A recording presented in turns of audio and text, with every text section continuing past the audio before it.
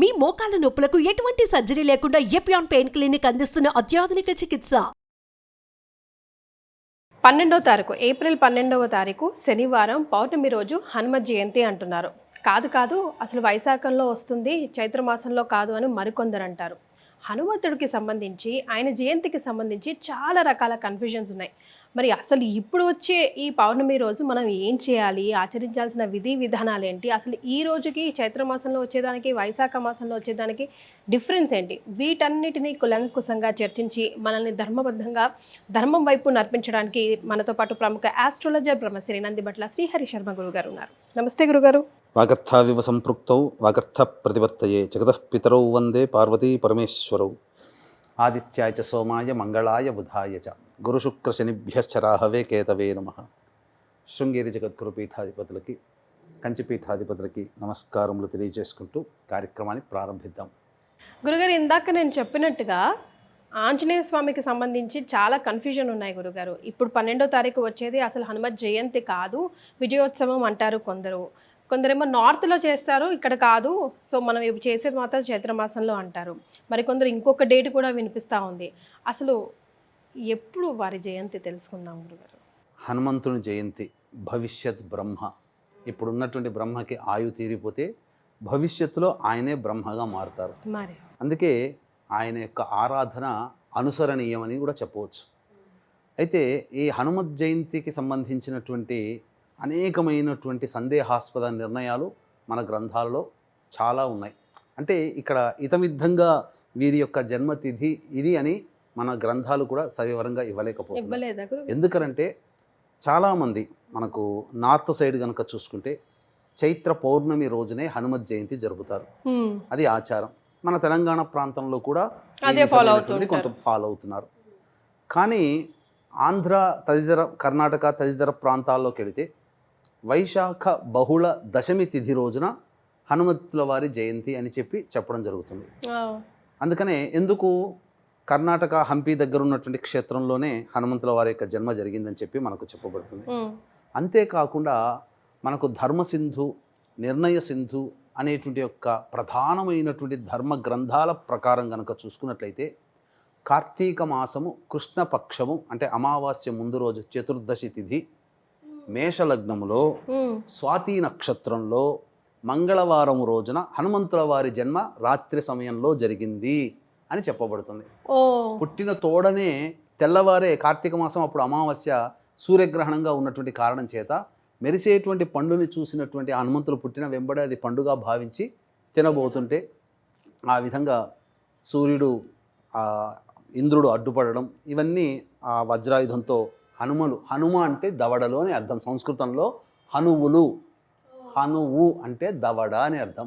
దవడ మీద దెబ్బ తగినది కాబట్టి అప్పటి నుంచి హనుమంతుడు అయ్యాడు. అది ఆయన పేరు అది అలా వచ్చింది. హనువులు అంటే దవడలు అని అర్థం. ఇక్కడ దెబ్బ తగిలింది ఎందుకంటే నోట ఖర్చుకున్నాడు కదా, ఆ ఖర్చుకున్నటువంటి సూర్యుని వదిలిపెట్టాలంటే దెబ్బ తగిలితే కదా ఆ నోరు తెరుస్తారు. అలా ఆ విధంగా ఇంద్రుడి యొక్క వజ్రాయుధంతో అప్పుడు సొమ్మసిల్లి పడిపోయినటువంటి ఆ యొక్క హనుమంతుడి యొక్క తల్లి, హనుమంతుడిని చూసి తల్లి అంజనాదేవి చాలా బాధపడుతుంటే తండ్రి వాయునందుడు వాయుస్తంభనం అయిపోయాడు.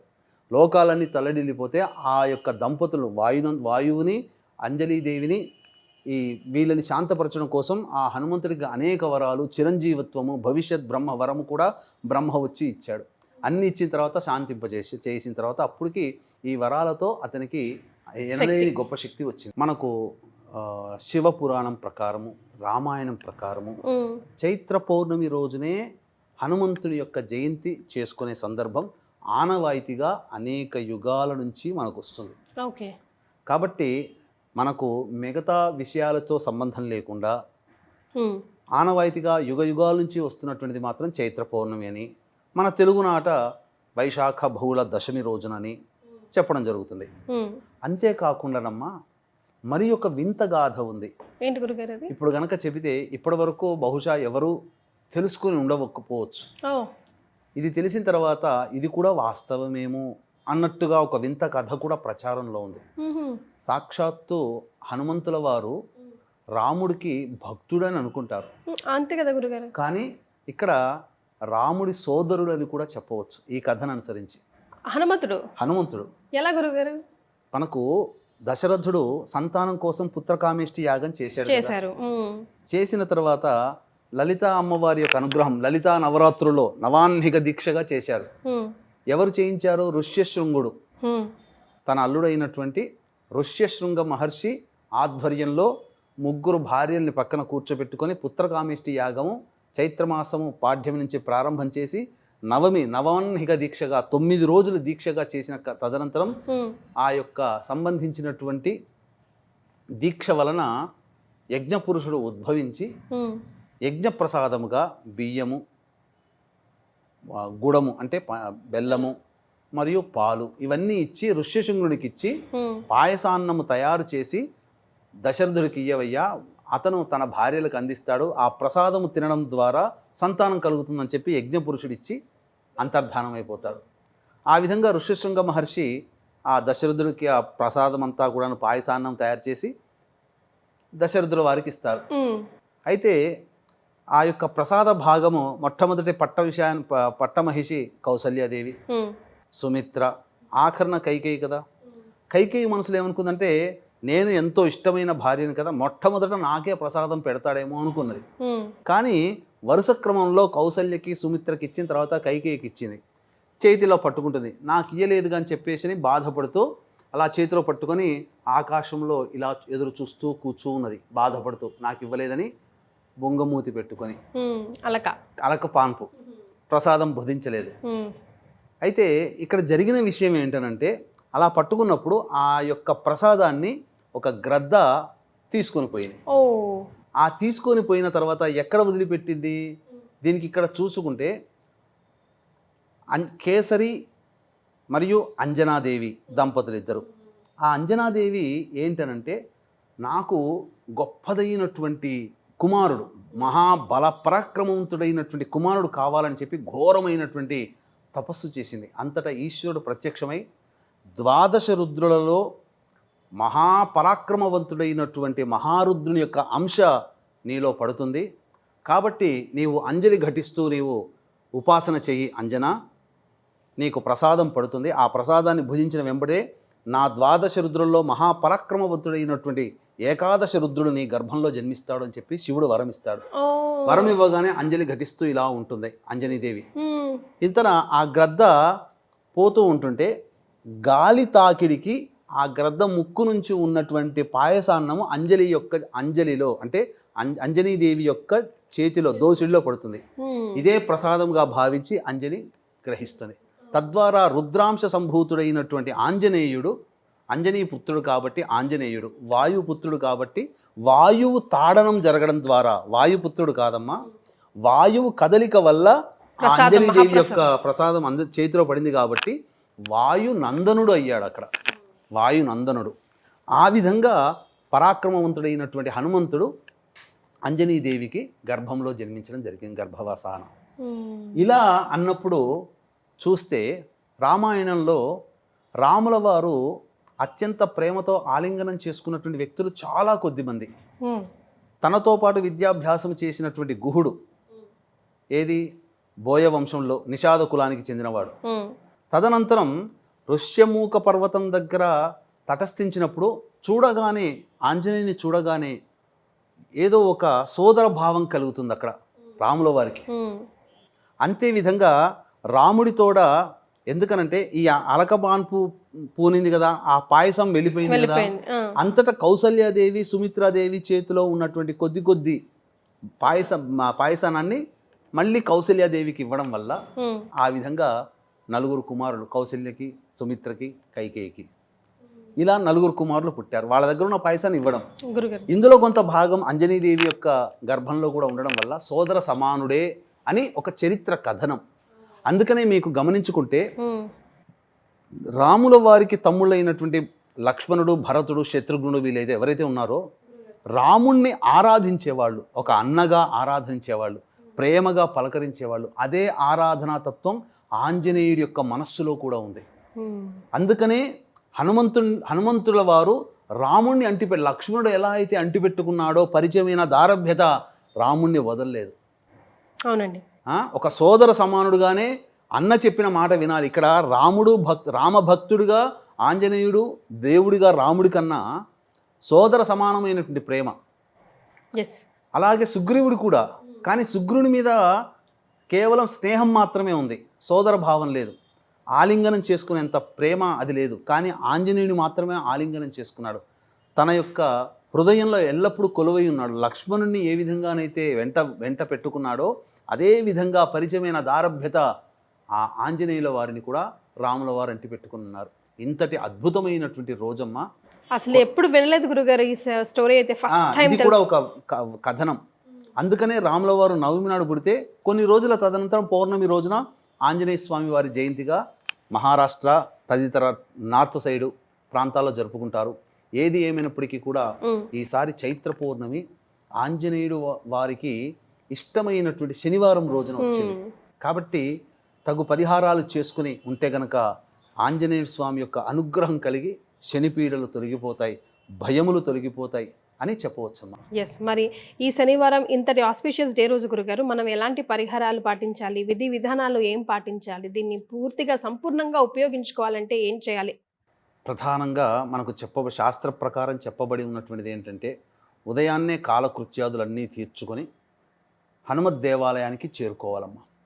హనుమత్ దేవాలయానికి చేరుకున్న తర్వాత హనుమంతుల వారికి నూనెలో, నల్ల నువ్వుల నూనెలో ఈ సింధూరము కలిపి స్వామివారికి తాపడం చేయడం, సింధూరం కలపడం, ఇది చాలా ఇష్టమైనటువంటిది స్వాముల వారికి.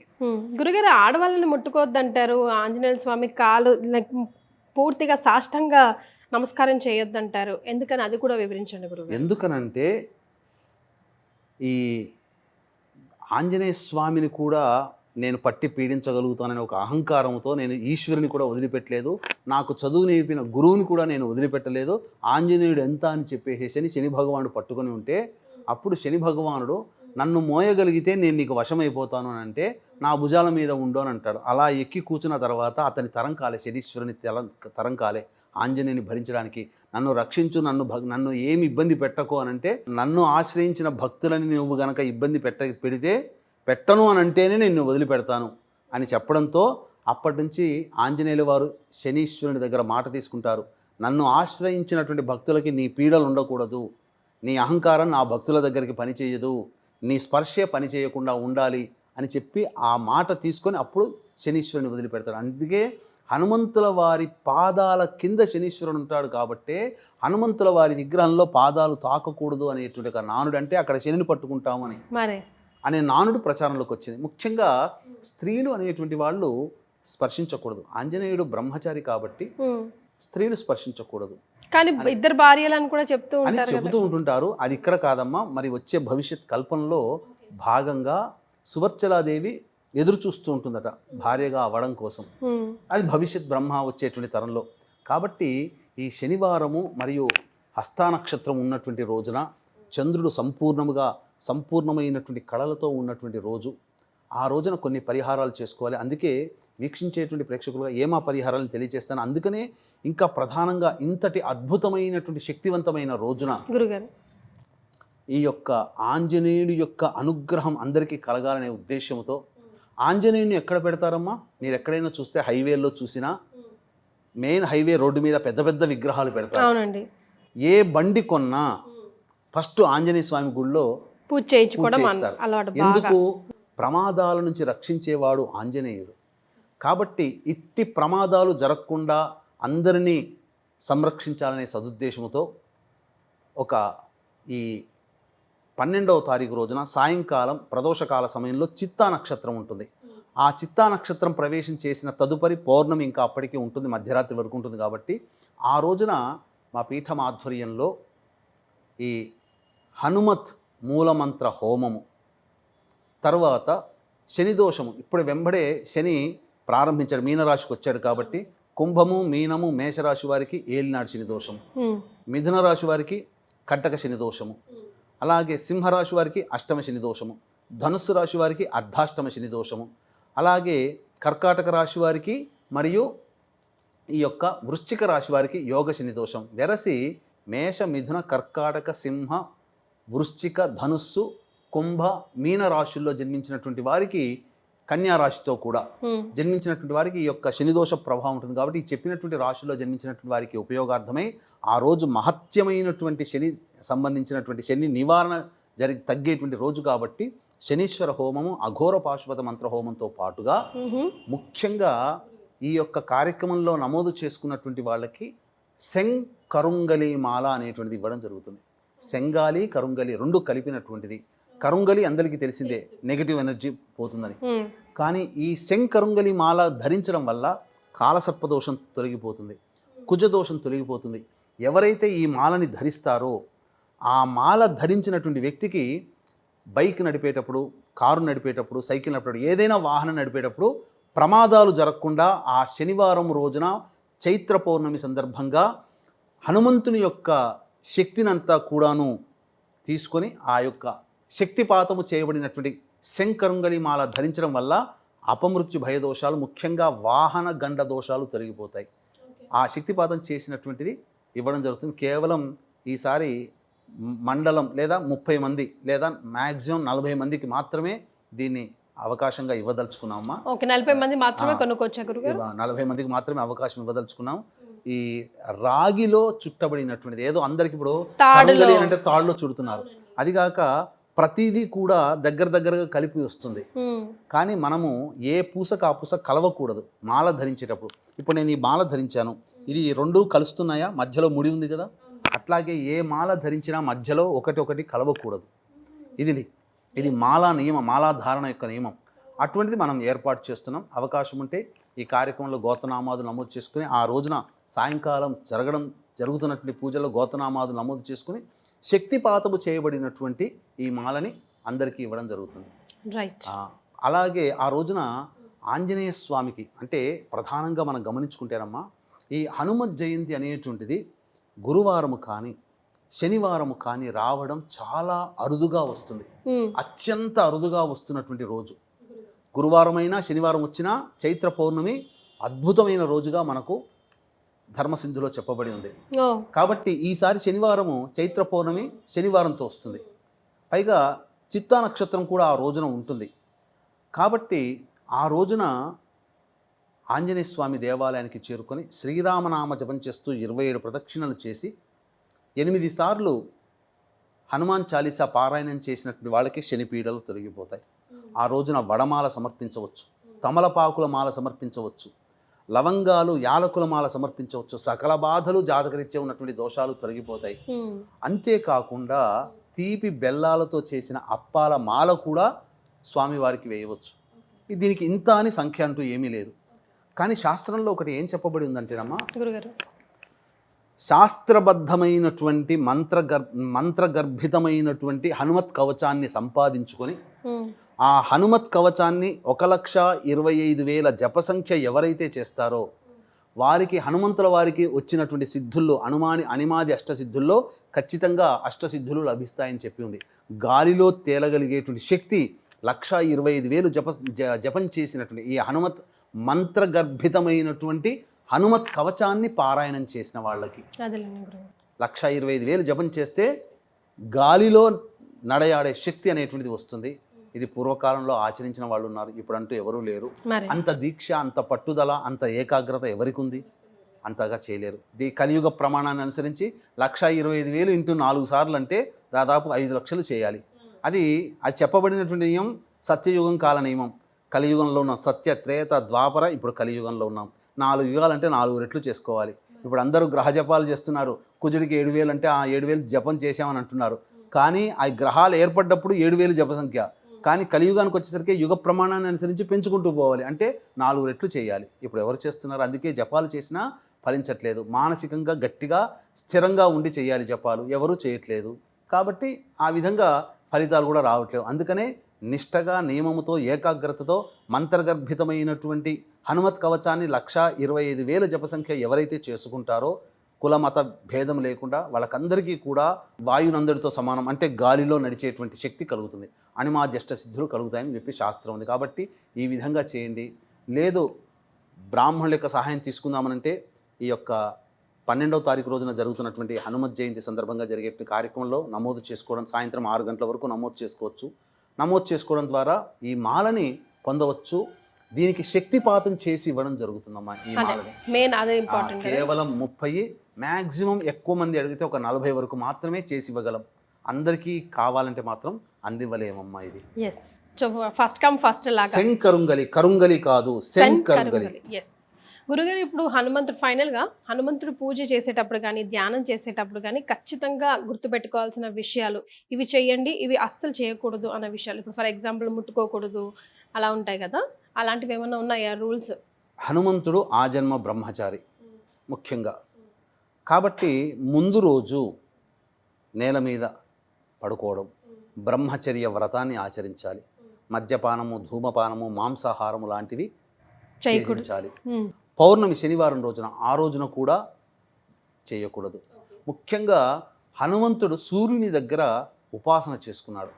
ఉపాసన అన్ని మంత్రాలు వేదాలు చదువుకున్నాడు. కాబట్టి సూర్యోపాసన చెయ్యాలి. అంటే హనుమంతుని యొక్క దివ్యానుగ్రహం కలగాలంటే ప్రతి వ్యక్తి సూర్యుడి కంటే ముందే నిద్రలేచి కాలకృత్యాదులు తీర్చుకొని సూర్యునికి నమస్కారం చేస్తే హనుమంతుని యొక్క అనుగ్రహం కలుగుతుంది. శ్రీరాముడిని మనసులో కనీసం శ్రీరామ అని చదువుకున్నా చాలు. ప్రతిరోజు శ్రీరాముడు కొలువై ఉన్నటువంటి దేహం కదా ఆంజనేయుడిది. కాబట్టి ఎవరు శ్రీరామ అంటే అక్కడికి వచ్చి చేరుతాడు. కాబట్టి ఆ పూజలో కూడా శ్రీరామ నామ జపం చేసుకుంటూ ఆ రోజు కనుక ఎంత ఉంటే తన నామం కంటే తన దేవుడైనటువంటి శ్రీరాముణ్ణి అర్చించినటువంటి వాళ్ళకే తొందరగా చేరుకుంటాడట. కాబట్టి శ్రీరామ నామ జపం చేయాలి ఆ రోజున, పౌర్ణమి రోజున. రైట్, అసలు కొత్త విషయం తెలుసుకున్నాం గురుగారు మేమంతా. హనుమంతుడు మహాభక్తుడు అఫ్ కోర్స్, కానీ ఆయనకి సోదరుడు, ఎవరికి రాముడికి సోదరుడు కూడా తెలుసుకున్నామండి. చాలా సంతోషం, ధన్యవాదాలు. సర్వం శ్రీ ఉమామహేశ్వర పరబ్రహ్మార్పణమస్తు.